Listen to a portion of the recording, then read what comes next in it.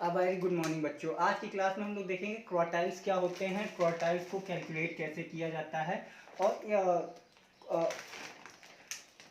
Quartiles को calculate किया जाता है और क्वार्टाइल के यूजेस क्या क्या हैं।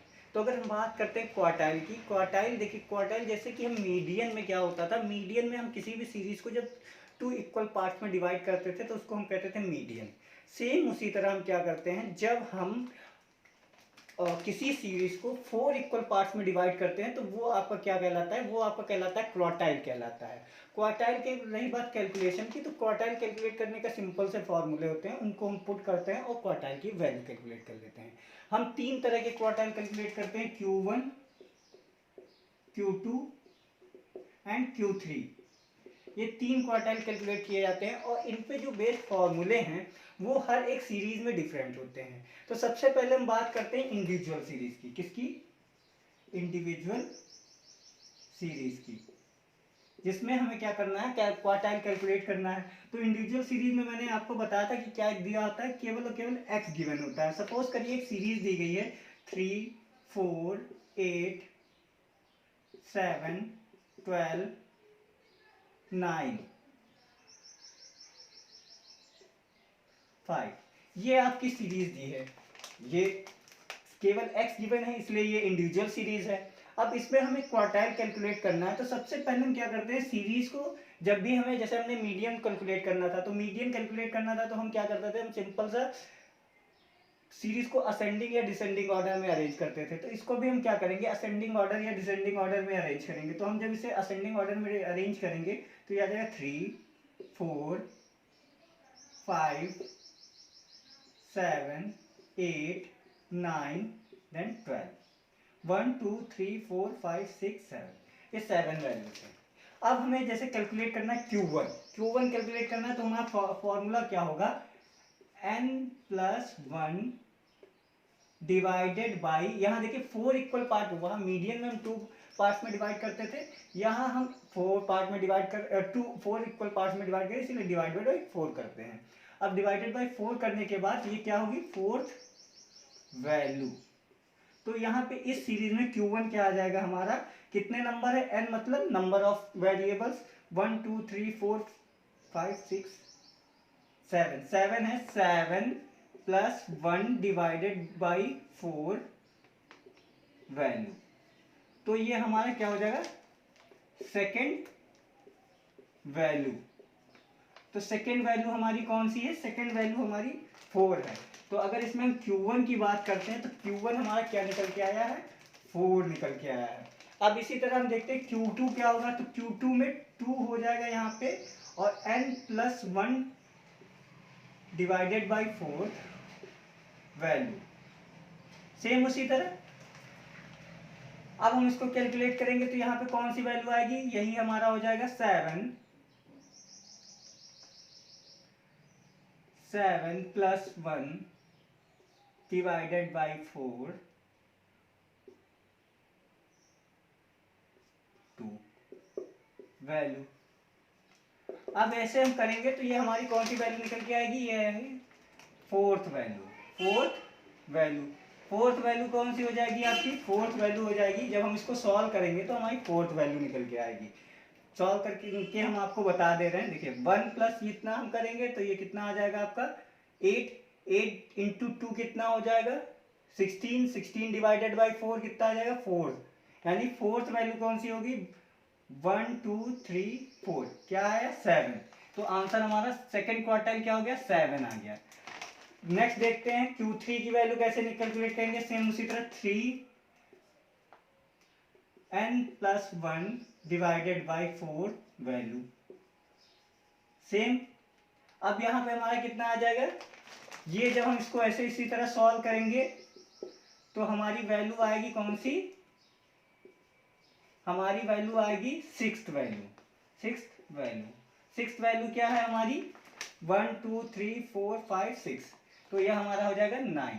तो इस तरह से कुछ इंडिविजुअल सीरीज में हम क्या करते हैं, क्वार्टाइल्स को कैलकुलेट करते हैं। अब देखते हैं कि हम डिस्क्रीट सीरीज में क्वार्टाइल्स को कैसे कैलकुलेट करते हैं। डिस्क्रीट सीरीज में क्वार्टाइल्स कैलकुलेट करने के लिए एक क्वेश्चन लेते हैं।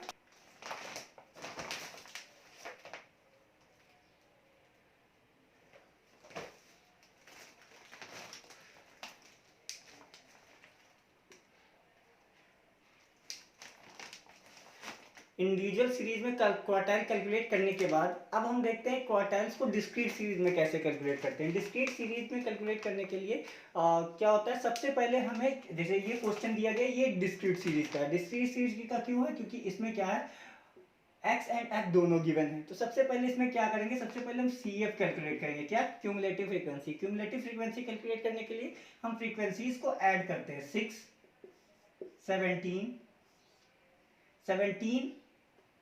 31, सॉरी 40, 41, 62, देन 78, 80, 91, देन 100। तो ये आपका क्या आ गया, ये आपकी क्यूमुलेटिव फ्रीक्वेंसी आ गई। हमको अगर क्रॉस चेक करना है क्यूमुलेटिव फ्रीक्वेंसी और टोटल फ्रीक्वेंसी हमने जो कैलकुलेट किए हैं वो सही है या नहीं है, तो हम क्या करते हैं, टोटल ऑफ फ्रीक्वेंसी कर लेते हैं, उसकी लास्ट वैल्यू से टैली करते हैं। अगर दोनों मैच कर रहे हैं, इट मीन्स क्या है, ये हमारी जो हमने क्यूमुलेटिव फ्रीक्वेंसी कैलकुलेट की है वो हमारी सही है। अब हम क्या करेंगे, क्वार्टाइल कैलकुलेट करेंगे। तो Q1 क्या होगा, सेम फॉर्मूला, Q1 का n+1 डिवाइडेड बाई 4, ये हमारा Q1 हो गया। तो Q1 n मतलब ये total of frequency, total of frequency 101, 100 है, 100 में 1 ऐड करेंगे 101 हो जाएगा, डिवाइडेड बाय 4 करेंगे, ये वैल्यू आएगी। अब देखते हैं, जब इसको हम डिवाइडेड बाय 4 करेंगे तो हम देखेंगे, इसको कैलकुलेट करेंगे तो ये हमारा आएगा 25.25 वैल्यू। अब ये जो वैल्यू है वो कहाँ लाई करती है, मतलब इसमें हम इसको CF में चेक करेंगे। तो इससे जस्ट क्या होनी चाहिए, इससे जस्ट बड़ी वैल्यू होनी चाहिए। इससे जस्ट बड़ी वैल्यू कौन सी है, 41। तो हमारा जो, अगर हम बात करें, हमारा Q1 क्या हो गया, Q1 आपका आ गया 8। सेम इसी तरह हम Q2 कैलकुलेट करेंगे। Q2 हमारा क्या हो जाएगा, Q2 हमारा हो जाएगा 2n+1 डिवाइडेड बाई 4 वैल्यू। तो इसको जब हम सॉल्व करेंगे तो ये हमारा क्या हो गया, सेम 101 डिवाइडेड बाई 4 इंटू 2, ये हमारा आएगा 51.5, सॉरी 50.5। 50.5 कहाँ लाई करेगी, 50.5 हमारी लाई करेगी इसमें। तो हमारा Q2 क्या हो जाएगा, Q2 हो जाएगा 12। अब देखते हैं Q3 क्या हो जाएगा, Q3 की वैल्यू देखते हैं, 3n+1 डिवाइडेड बाई 4, तो ये हमारा हो जाएगा 25.25 इंटू 3 करेंगे तो ये 70.5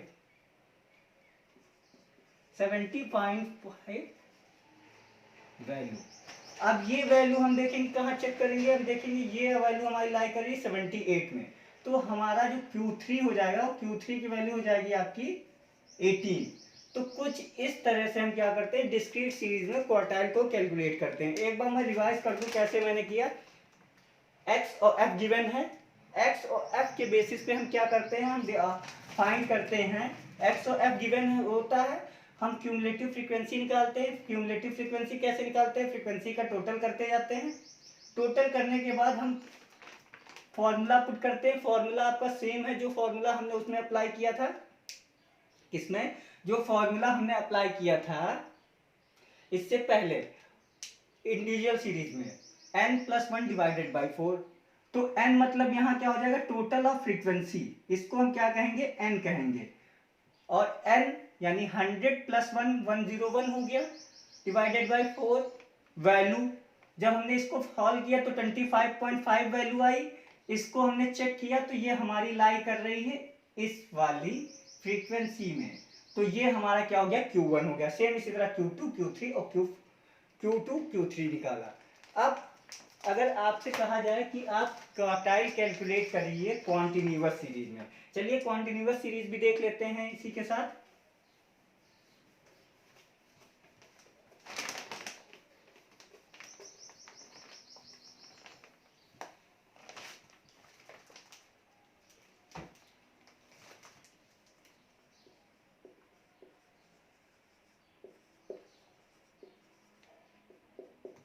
क्वार्टाइल कैलकुलेट करना है कॉन्टिन्यूअस सीरीज में, क्वेश्चन लिखते हैं और क्वेश्चन के हेल्प से हम लोग फाइंड करते हैं। ये आपका क्वेश्चन है CI जिसमें दिया हुआ है 0 to 10, 10 to 20, 20 to 30, 30 to 40 and 40 to 50। ये आपका क्वेश्चन दिया है, ये आपका जो क्वेश्चन गिवन है। अब इसमें आपका f कितना दिया गया है, f एक बार 3 8 10 20 12 7, 3 8 20 12 7। अब इस केस में आपको क्या फाइंड करना है, आपको फाइंड करना है क्वार्टाइल्स Q1 Q2 Q3। तो सबसे पहले हमने बताया हमको क्या फाइंड करना होगा, CF क्या आ जाएगा 3 11 31 43 50। तो हमारा जो F आ गया, जो हमारा टोटल N आ गया, जिसको हम N कहते हैं या क्यूमुलेटिव फ्रीक्वेंसी का टोटल, वो आपका 50 आ गया। अब इसमें हमको फाइंड करना है Q1 Q2 Q3। हमारा इसमें एक फॉर्मूला होता है, फॉर्मूला क्या होता है, अगर हमें Q1 फाइंड करना है तो हो जाएगा L1 plus M minus C, जिसको हम कहते हैं M minus C upon F into I। ये जो M है, सारे चेंजेस Q1 Q2 Q3 के इसी से होंगे। यहाँ पे हम M ना लिख के हम इसको N लिख देते हैं, कैपिटल N। तो सबसे पहले अब हमको जैसे Q1 फाइंड करना है, तो ये फॉर्मूला आपका सब में अप्लाई होगा। बस एक चीज आप ध्यान रखिएगा कि हम सबसे पहले क्या करेंगे, N की वैल्यू फाइंड करेंगे। जैसे Q1 हमको फाइंड करना है तो Q1 में जो N हो जाएगा आपका, N होगा Q1 में आपका N जो हो जाएगा वो आपका हो जाएगा, टोटल जो N है 50, उसको डिवाइड करेंगे 4 से। तो आपका N क्या हो गया, आपका N यहां पे निकल के आ गया 12.5। क्लियर है। तो जैसे अगर हमको Q1 निकालना है तो हमारा N क्या आ गया 12.5। तो सबसे पहले हम इसको निकालेंगे 12.5। अब 12.5 निकालने के बाद हम देखेंगे वो वैल्यू लाई कहाँ कर रही, कहाँ पे आ रही है।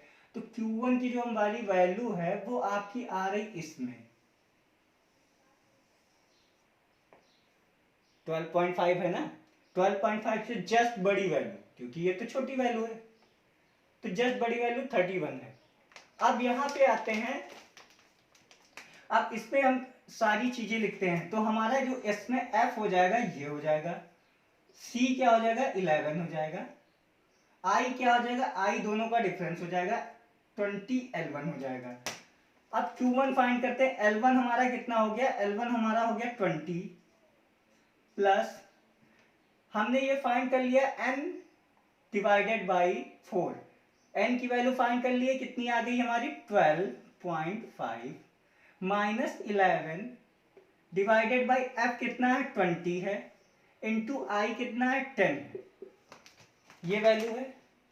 अब देखते हैं 20 प्लस इसको माइनस करेंगे तो 1.5 आएगा, डिवाइडेड बाई 20 करेंगे इंटू 10 करेंगे, इसको डिवाइड करेंगे तो ये 20 प्लस 0.75 आएगा, तो ये हो जाएगा 20.75।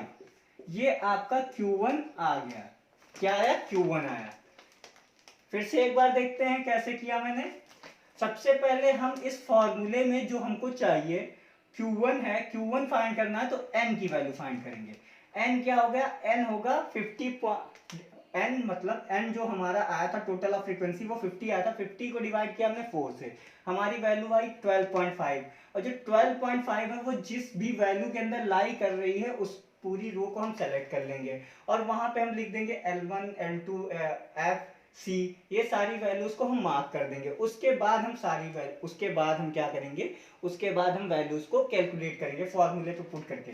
यही अगर हमको फाइंड करना होता Q3 फाइंड करना है तो सबसे पहले N की वैल्यू फाइंड करेंगे, Q3 यानी 50 डिवाइडेड बाई 3 कर देंगे,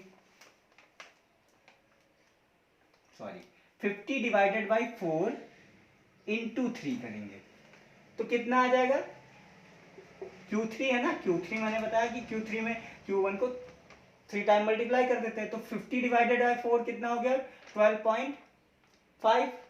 12.5 को 3 से मल्टीप्लाई करेंगे 37.5 आएगा। ये 37.5 की हम वैल्यू चेक करेंगे तो 37.5 की वैल्यू हमारी यहाँ लाई करेगी। अब इसमें क्या हो जाएगा, L1 ये हो जाएगा, F ये हो जाएगा, C ये हो जाएगा। चलिए फॉर्मूले पे रखते हैं। Q3 हो जाएगा हमारा L1 30 plus 37.5 minus C 31 upon frequency कितनी है 12 इंटू 10। इसको हम कैलकुलेट करेंगे तो 30 प्लस इसको माइनस करेंगे तो यह 6.5 डिवाइडेड बाई 12 इंटू 10। ये देखते हैं, ये हमारा आएगा 65 divided by 12, 30 plus 65 divided by 12।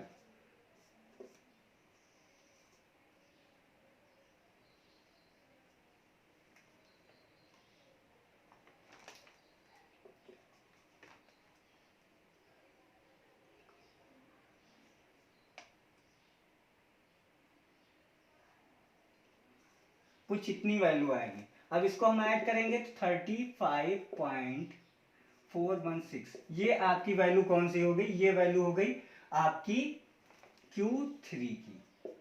तो इस तरह से हम कुछ डिस्क्रीट सीरीज में क्वार्टाइल्स को कैलकुलेट करते हैं। तो हमने देखा आज की क्लास में Q1 कैसे इंडिविजुअल सीरीज में क्वार्टाइल कैसे कैलकुलेट करते हैं, डिस्क्रीट सीरीज में क्वार्टाइल कैसे कैलकुलेट करते हैं, और कॉन्टिन्यूअस सीरीज में क्वार्टाइल्स को कैसे कैलकुलेट किया जाता है। आगे की क्लास में हम देखेंगे परसेंटाइल कैसे कैलकुलेट किया जाता है।